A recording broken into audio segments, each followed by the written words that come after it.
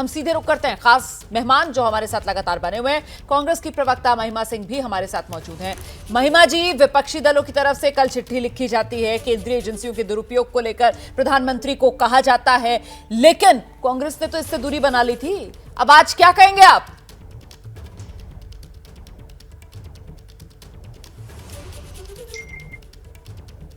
महिमा जी, आपकी आवाज नहीं आ रही है, अनम्यूट करना होगा आपको। सभी को नमस्कार। रोमाना जी, आपने जो सवाल पूछा है उसके उत्तर में दो पंक्तियां मुझे याद आ रही हैं कि सियासत समझने ही नहीं देती सियासत हमको सच्चाई, कभी चेहरा नहीं मिलता, कभी दर्पण नहीं मिलता। आज इस देश के अंदर जो हालात हो चुके हैं राजनीतिक तौर पर, एक पार्टी जो सत्ता को इतने बुरे तरीके से जो है वो उसके साथ लगाव कर बैठी है कि वो स्पष्ट देख नहीं पा रही है कि इस देश के अंदर संविधान का राज है, लोकतंत्र का राज है, और जहां से भी उनके विरोध में कोई आवाज उठती है उसका वो मर्दन करने के लिए संस्थाओं के माध्यम से और अलग अलग माध्यमों से उसका मर्दन करने के प्रयास करते रहते हैं। मुझे तो शारदा चिट फंड घोटाला भी याद आता है रोमाना जी, और व्यापम घोटाला भी, और इस देश के इतिहास में घटे हुए सबसे बड़े घोटालों में से एक हजारों करोड़ों के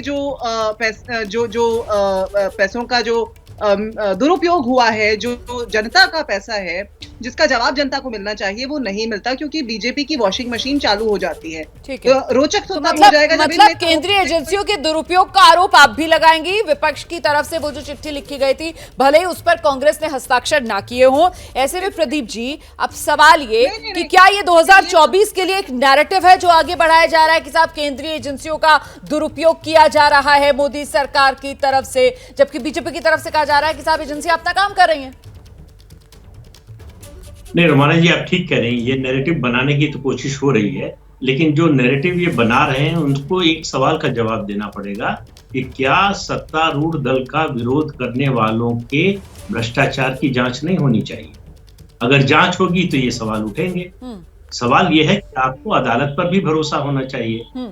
मामला अदालत में है, एक चार्जशीट फाइल हो चुकी है, सीबीआई को नए इनपुट मिले हैं, एडिशनल चार्जशीट फाइल करना है उसको, इसलिए पूछताछ हो रही है। तो थोड़ा सा धैर्य रखना चाहिए कि अगर आपने कुछ नहीं किया है, कुछ गलत नहीं किया है, आप ईमानदार हैं, पाक साफ है, तो आपको अदालत से न्याय मिलेगा। नहीं, अगर आप दोषी साबित हुए तो सजा मिलेगी, जैसे लालू जी बड़ी को बात कह रहे हैं सर आप। चितरंजन गगन जी से ही जवाब लेंगे इस पर आगे कि क्या ये 2024 ने इतना उतावला बना दिया है कि भाई जांच होने दीजिए ना, धैर्य रखिए। धैर्य नहीं रख पा रहा विपक्ष। चितरंजन जी, क्या मजबूरी है मेरी, बताइए।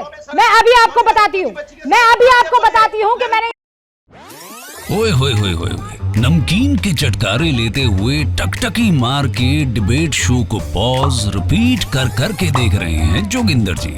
इनकी तरह आप भी देखें अपनी फेवरेट डिबेट्स को रिपीट कर, और डाउनलोड कीजिए एबीपी लाइव ऐप अपने स्मार्ट टीवी पर।